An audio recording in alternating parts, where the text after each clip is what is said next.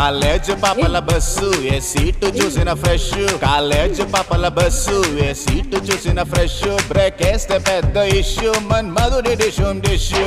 చింతాక్ తక్ చితాక్ చితాక్ చింతాక్ తక్తా, చింతాక్ తక్ చితాక్ చితాక్ చింతాక్ తక్తా. పిడత కింద పప్పు రుచి చూడకుంటే తప్పు, పిడత కింద పప్పు రుచి చూడకుంటే తప్పు.